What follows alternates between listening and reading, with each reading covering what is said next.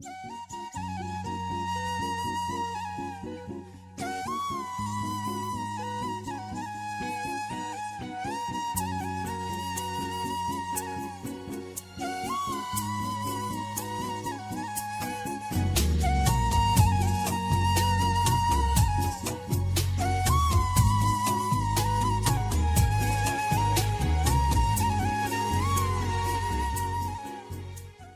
शांति। आज मुरली आधारित कार्यक्रम आम गहरे उपस्थित अच्छा आमर राजयोगिनी पार्वती भूमि भूमि ओम शांति। आज महावाक्य 9/6/2021 बाबा कहते मिठे बच्चे बाबा आसचंती सारा दुनिया विकारर अग्नि लिभाई समस्त को शीतल करने ज्ञान रूपक वर्षा ही शीतल कर दे थाए। तो भौणी विकार को आम केमी अग्नि कहते एवं ज्ञान रूपक वर्षा केमी आमको शीतल कर विषय ठीक हो बाबा आज समस्त को शीतल करने कहते ज्ञान चितारे बसवाई। तेणु बाबा हमको स्पष्ट करी कहीदेले ये हूँ विकार जमती अग्नि भली। तेणु काम चितारू उठी ज्ञान चितारे बसवा। तो प्रकृत में आज सारा संसार काम विकार को बुझी पारना। तो प्रकृत में बाबा कहते ये हूँ प्रेमर विकृत रूप जहाँ को काम विकार कहुच्छे। तेणु प्रकृत आत्मिक स्नेह रुहानी स्नेह को ही प्रेम कहुए जो थे कि आत्मा को एनर्जी मिले। किंतु एपटे काम विकार जहाँ प्रेमर विकृत रूप जहाँ द्वारा आत्मार एनर्जी व शक्ति नष्ट हो जाए। आज प्रश्न रे बाबा कहते क्यों प्रकार अग्नि सारा दुनिया को जलाऊँगी। उत्तर बाबा कहले काम विकार अग्नि सारा दुनिया को जलाऊँगी। समस्ते काम रूपक अग्नि रे जली कला हो जाउछंती। बाबा ज्ञान वर्षा करी समस्त को शीतल कराउछंती। जेपरी वर्षा हेबा द्वारा धरित्री शीतल हो जाई थाए सेहीपरि ज्ञान वर्षा हेबा द्वारा एक ही जन्म पाई तुमे शीतल हो जाउछ। कौनसी प्रकार विकार रूपी अग्नि रहू नाही। तत्व मध्य शतप्रधान हो जाउछि। केही भी आउ अग्नि रे जलिबे नाही। तो बाबा 21 जन्म पाई बाबा हम केमती शीतल करछंती। जेमती धरती रे ज्ञानर वर्षा धरती रे वर्षा हेले जेमती शीतल हो जाए सेमती आमे केमती शीतल होछंती 21 जन्म पाई से विषयटी स्पष्ट करंतु। बाबा कहते जे जिते बड़े ज्ञान वर्षा होमती स्थूल वर्षा हुए रेन कहुच्छे।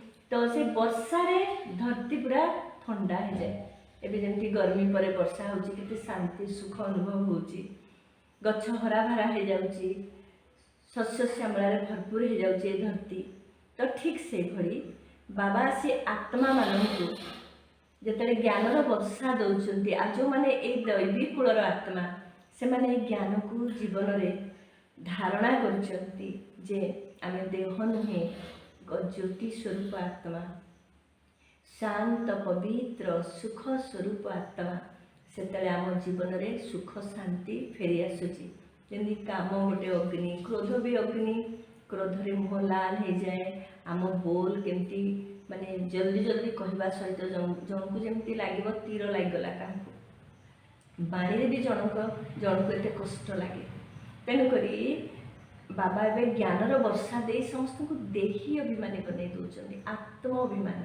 आत्म अभिमानी माने जमी देह अभिमान रे किए केते सुंदर हो किए केते दामी पोशाक पिंधिबो ये हूँ देह अभिमान। तेणु आत्म अभिमान कौन जमी देह अभिमान किए केते काहाकू उत्तर दे पारिबो किए केते काहाकू हाई डोजर गाड़ी दे पारिबो ये हूँ देह अभिमान। ठीक से बड़े आत्म अभिमान हूँ केते शांति केते सुख दे पारिबो केते सहन शक्ति द्वारा अपोजिट आत्मा को भी सकाश दे पारिबो। से भली ये सब संभव हो केवल ज्ञानर वर्षा द्वारा। तेणु आम बाबा जो मुरली जोटा कि 21 जन्म पाई जाऊँ कारण बाबा आसचंती माने बाबा तो 2 दिन करेंगे बाबा तो 6 मास देवेनि। भगवान एमती बेहद संपत्ति दौरान बेहद आ प्राप्ति भी पाइबा बेहद समय 21 जन्म कौन कल्प होगला आमर फिक्स। यही कल्प 21 जन्म भाग्य बनीगला माने नेक्स्ट कल्प आमर बनीगला। तेणु अनगिनत समय पर्यंत यही सुख शांति मिल जाऊँगी। ଭଉଣୀ ବାବାଜୀ କହୁଛନ୍ତି ବାବା ଆସିଛନ୍ତି ଏହି ଜ୍ଞାନ ବର୍ଷା କରୁଛନ୍ତି। ଏହି ଶୀତଳତାର ପ୍ରଭାବ 21 ଜନ୍ମ ପର୍ଯ୍ୟନ୍ତ ରହିଥାଏ। ସେଠାରେ ନା ବର୍ଷା ନା କୌଣସି ପ୍ରକାର ବସ୍ତୁର ଇଚ୍ଛା ରହିଥାଏ। ବସନ୍ତ ଋତୁ ହିଁ ହେଇଥାଏ। ସେଠାରେ କୌଣସି ବି ପ୍ରକାରର ଦୁଃଖ ରହିନଥାଏ। ସୂର୍ଯ୍ୟ ମଧ୍ୟ ଶତପ୍ରଧାନ ଅବସ୍ଥାରେ ଥାନ୍ତି। ସେ ମଧ୍ୟ କେବେ ବି ନିଜର ତାପ ଦେଖାଇ ନଥାନ୍ତି। ତୁମେ ସାରା ବିଶ୍ୱର ମାଲିକ ହେଇଯାଉଛ, ଏବେ ତୁମେ ଗୁଲାମ ଅଟ। ବାବା ଦେଖିଲେ ସତ୍ୟ ଯୁଗରେ ଯେତେବେଳେ ଆମେ ଆତ୍ମା ମାନେ ସମସ୍ତେ ଶତପ୍ରଧାନ ପବିତ୍ର ସ୍ଥିତିରେ ଥାନ୍ତି, ତେଣୁ ସେ ଅନୁସାରେ ପ୍ରକୃତି ମଧ୍ୟ ସୁଖଦାୟୀ, ଚିର ବସନ୍ତ ଋତୁ, ସଦା ବାହାର କହନ୍ତି। ହେଠି ନା ଖରାର କଷ୍ଟ, ନା ଶୀତର କଷ୍ଟ, ନା ଅଧିକ ବର୍ଷାର କଷ୍ଟ, ନା କମ୍ ବୃଷ୍ଟିର କଷ୍ଟ। ସେଠି ଦୁଃଖ କଷ୍ଟର ନାମ ନିଶାନ ନାହିଁ। ତେଣୁ ବାବା କହୁଛନ୍ତି ଆମେ ସୂର୍ଯ୍ୟ ମଧ୍ୟ ତାର ତାପ ଦେଖି ନଥାଏ। ନାଇଁ, ସୂର୍ଯ୍ୟର ବି କିରଣର ମଧ୍ୟ, ସୂର୍ଯ୍ୟ ବି ସବୁବେଳେ କଲ୍ୟାଣକାରୀ। ଏବେ ଆମେ କ'ଣ ହେଇଛି ନା ଆମେ ଯେତେବେଳେ ନିଜର ସ୍ଥିତିକୁ ଖରାପ କରିଦେଉଛନ୍ତି, ପ୍ରକୃତି ସହିତ ଆମର ବାଲାନ୍ସ ରହିବା କଥା। ଯେମିତି ଆକାଶ ବିଶାଳ, ଆମ ହୃଦୟ ବିଶାଳ ହେବା କଥା। ଯେମିତି ଜଳ ପବିତ୍ରତା, ଆମେ ବି ସମସ୍ତଙ୍କୁ ପବିତ୍ରତାର ଗୁଣ ଦେବା କଥା। ଧରତୀ ସମସ୍ତଙ୍କୁ ସୁଖ ଦେଉଛି, ଅଗ୍ନି କିଛିଟାକୁ ଭସ୍ମ କରୁଛି। ଆମେ ବି ସେମିତି ଅନ୍ୟର କମି କମଜୋରିକୁ ଆମେ ନ ଦେଖି ତାର ବିଶେଷତାକୁ ଦେଖିବା ଦରକାର। ଏଇଭଳି ଆମେ ବର୍ତ୍ତମାନ ବନିବା ଦରକାର। ଭଉଣୀ ବାବା କହୁଛନ୍ତି ଏହି ପାଠପଢ଼ା ଦ୍ୱାରା କେତେ ଶ୍ରେଷ୍ଠ ରୋଜଗାର ହେଉଛି। ଅଧା କଳ୍ପ ପାଇଁ ତୁମେ ନିଜର ଭାଗ୍ୟ ଗଢ଼ୁଛ। ଭାରତରେ 21 ପିଢ଼ିର ଗାୟନ ରହିଛି। ଏବେ ତୁମେ ବେହଦ ବାବାଙ୍କ ଠାରୁ 21 ପିଢ଼ି ବେହଦର ସମ୍ପତ୍ତି ପାଉଛ। ଲୌକିକ ପିତାଙ୍କ ଠାରୁ ଅଳ୍ପକାଳ କ୍ଷଣଭଙ୍ଗୁର ସମ୍ପତ୍ତି ମିଳୁଛି। ଏହି ବାବାଙ୍କ ଠାରୁ ତୁମେ ଏଭଳି ସମ୍ପତ୍ତି ପାଉଛ ଯେ ପିଢ଼ି ପରେ ପିଢ଼ି ତୁମର କୌଣସି ଦୁଃଖ ରହିବ ନାହିଁ। ବାବା କହୁଛନ୍ତି ଯେ ବଚ୍ଚେ ତୁମେ ବ୍ରହ୍ମାକୁମାରୀ ଆମେ ହେଇଗଲେ। କିଏ କିଏ କହୁଛନ୍ତି ଆରେ ବ୍ରହ୍ମାକୁମାରୀ ହେଇଗଲ, ତୁମେ ଏ ସବୁ ତ୍ୟାଗ କରିଦେଲ, କିନ୍ତୁ ଆମେ ଗୋଟେ ନୂଆ ଜୀବନ ପାଇଲେ, ଦିବ୍ୟ ଅଲୌକିକ ଜନ୍ମ ଆମର। ତେଣୁ ଏଇ ଜନ୍ମରେ ଆମକୁ ସବୁଠାରୁ ବେହଦର ପିତା ମଧ୍ୟ ମିଳିଗଲେ। ତେଣୁ କେବଳ ପିତା ମିଳିଛନ୍ତି ସେତିକି ନୁହେଁ, ଆମକୁ ସମ୍ପତ୍ତିରେ ପୁରା ମାଲାମାଲ କରୁଛନ୍ତି। କିଏ କହୁଛନ୍ତି ତୁମେ ସଫେଦ ବସ୍ତ୍ର ପିନ୍ଧିଲ, କିନ୍ତୁ ସଫେଦ ବସ୍ତ୍ରରେ ଆହୁରି ଅଧିକ ସୁନ୍ଦର ହେଇଗଲେ। କିଏ କହୁଛନ୍ତି ଆରେ ତୁମେ ଖାନ ପାନ ସବୁ ତ୍ୟାଗ କଲ, ଦେଖିଲା ବେଳେ ଆମେ ବାବାଙ୍କ ଘରେ ଆହୁରି ସୁନ୍ଦର 36 ପ୍ରକାର ଭୋଜନ, କ'ଣ 56 ପ୍ରକାର ଭୋଜନ ମଧ୍ୟ ମିଳୁଛି। ତେଣୁକରି ଆମେ ଏଠି କିଛି ତ୍ୟାଗ କରିବାର ଆମକୁ ଅନୁଭବ ବି ହେଉନି, ବରଂ ଖୁସି ମିଳୁଛି। ତେଣୁ ଆମେ ବାବାଙ୍କର ଜ୍ଞାନକୁ ଆହୁରି ବୁଝିବାକୁ ଚେଷ୍ଟା କରିବା ଉଚିତ। ଏଇ ଜ୍ଞାନ ହେଉଛି ସାଗର। ଆମେ ସାଗର ଜ୍ଞାନକୁ ଆମେ ବି ପୁରା ହକ୍ କରି ନାହାନ୍ତି, ଆମେ ବି ସମସ୍ତେ ପୁରା ବୁଝି ନାହାନ୍ତି। ତେଣୁ ଯେତେ ଆମେ ଭିତରକୁ ଯିବା ସେତେ ଆନନ୍ଦର ଅନୁଭବ ହେଇପାରିବ। ବାବା କହୁଛନ୍ତି ତୁମେ ମଧ୍ୟ ଜାଣିଛ ଆମର ଏହି ପାଠପଢ଼ା ଠାରୁ ଆଉ କୌଣସି ପାଠ ଶ୍ରେଷ୍ଠ ନାହିଁ। ଲକ୍ଷ୍ମୀନାରାୟଣ ଅତୀତରେ ନିଶ୍ଚିନ୍ତ ଏହି ପାଠ ପଢ଼ିଥିଲେ, ରାଜଯୋଗ ଶିଖିଥିଲେ। ତେଣୁ ମହାରାଜା ମହାରାଣୀ ହୋଇଛନ୍ତି। ରାଜଯୋଗ ତ ପ୍ରସିଦ୍ଧ ଅଟେ। ସ୍ୱର୍ଗବାସୀ ହେବା ପାଇଁ ପରମପିତା ପରମାତ୍ମା ଆସି ରାଜଯୋଗ ଶିଖାଉଛନ୍ତି। କହୁଛନ୍ତି ତୁମେ ମଧ୍ୟ ଅତୀତରେ ଏଭଳି କର୍ମ କରିଥିଲ, ସେଥିପାଇଁ ଏହିପରି ହୋଇଛ। ତେଣୁ ବାବା ଆଜି ସ୍ପଷ୍ଟ ବତେଇଲେ ଯେ ଯେମିତି ସେମାନେ ଲକ୍ଷ୍ମୀନାରାୟଣ ଯେମିତି ପୁରୁଷାର୍ଥ କରିଥିଲେ, ବ୍ରହ୍ମା ବାବା ପୁରୁଷାର୍ଥ କରିଥିଲେ, ତେଣୁ ଏଭଳି ଉଚ୍ଚ ପଦର ଅଧିକାରୀ ହେଲେ।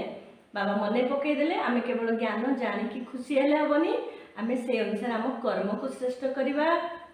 ଆମେ ତନ୍ ମନ ଧନ ସମୟ ସଂକଳ୍ପ ଶ୍ୱାସ ସବୁକିଛି ଆମେ ବିଶ୍ୱ କଲ୍ୟାଣ ଅର୍ଥେ ସ୍ୱାହା କରିବା। ଆଉ ବାବା କହୁଛନ୍ତି ବାବା ପୁଣି ଥରେ ତୁମକୁ ନିଜର ସମ୍ପତ୍ତି ଦେବାକୁ ଆସିଛନ୍ତି। ତୁମେ ଅଧିକ ସମୟ ମୁକ୍ତିଧାମରେ ରହିପାରିବ ନାହିଁ। ତୁମର ଅଭିନୟ ଅଲରାଉଣ୍ଡ ଅଟେ। ଏହିଭଳି ଅନେକ ଅଛନ୍ତି ଯେଉଁମାନେ ସତ୍ୟ ଯୁଗରୁ ନେଇ ଦ୍ୱାପର କଳିଯୁଗ ପର୍ଯ୍ୟନ୍ତ ମଧ୍ୟ ମୁକ୍ତିଧାମରେ ରହିଥାନ୍ତି। ଏହିପରି କୁହାଯିବ ନାହିଁ ଯେ ଏଠାକୁ ଆସିବା ଅପେକ୍ଷା ମୁକ୍ତିଧାମରେ ରହିବା ଭଲ। ଏହା ତ ଯେପରି ମଶା ସଦୃଶ ହୋଇଗଲା, ଆସିଗଲା ଏବଂ ଗଲା। ମନୁଷ୍ୟମାନଙ୍କର ମହିମା ଗାୟନ କରାଯାଇଥାଏ। ଏହି ମନ୍ଦିର କାହାର ଅଟେ? କେଉଁମାନେ ଆରମ୍ଭରୁ ଅଭିନୟ କରିଛନ୍ତି ତାଙ୍କର ହିଁ ସ୍ମାରକୀ ତିଆରି ହୋଇ ଆସୁଛି। ଯେଉଁମାନେ ପଛରେ ଆସୁଛନ୍ତି ତାଙ୍କର ସ୍ମାରକୀ ଅଛି କି? କିଛି ବି ନାହିଁ। ତୁମର କେତେ ସ୍ମାରକୀ ରହିଛି? ବାବା ଆଜି ମନେ ପକାଇ ଦେଉଛନ୍ତି ଯେ କେହି ପିଲା ବି ବେଳେବେଳେ କହନ୍ତି ମୋର ମାନେ ଏତେ ଉଚ୍ଚ ପଦ ସତ୍ୟ ଯୁଗରେ ଦରକାର ନାହିଁ, ମୁଁ ମାୟା ସହିତ ଏତେ ଲଢ଼େଇ କରିପାରିବି ନାହିଁ। କିନ୍ତୁ ଆମେ ଯଦି ଯୁଦ୍ଧ ଯଦି ନ ହେବ ତାହେଲେ ଆମେ ମଜବୁତ କେମିତି ହେବା? ହେବନି ନା। ତେଣୁ ମାୟାର ଯଦି 10ଟା ବକ୍ସିଂ ଆମ ତରଫରୁ 5 ଥର ତ ବକ୍ସିଂ ମାରିବାକୁ ପଡ଼ିବ ନା। ତେଣୁକରି ବାବା କହୁଛନ୍ତି ଆମକୁ ମେହନତ କରିବାକୁ ପଡ଼ିବ, ପୁରୁଷାର୍ଥ କରିବାକୁ ପଡ଼ିବ। ପୁରୁଷାର୍ଥ ନ କଲେ, ମେହନତ ନ କଲେ ଆମେ ନୂଆ ଦୁନିଆରେ ଆରମ୍ଭରୁ ତ ଆସିପାରିବା ନାହିଁ।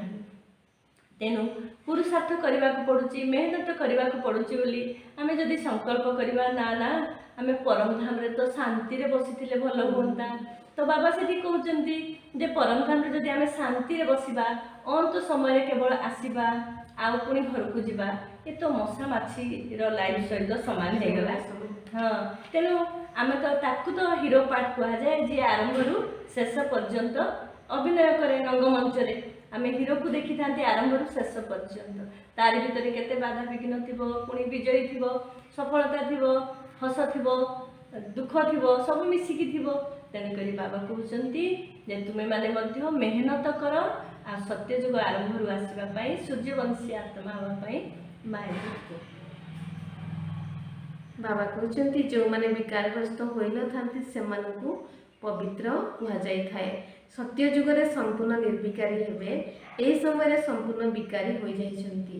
ବାବା କହୁଛନ୍ତି ତୁମେ ମଧ୍ୟ ସମ୍ପୂର୍ଣ୍ଣ ନିର୍ବିକାରୀ ଥିଲ, ଏବେ ସମ୍ପୂର୍ଣ୍ଣ ବିକାରୀ ହୋଇଯାଇଛ। ପୁଣି ବାବାଙ୍କୁ ସ୍ମରଣ କରିବା ଦ୍ୱାରା ସମ୍ପୂର୍ଣ୍ଣ ନିର୍ବିକାରୀ ଦେବତା ପଦ ପାଇବାକୁ ହେବ।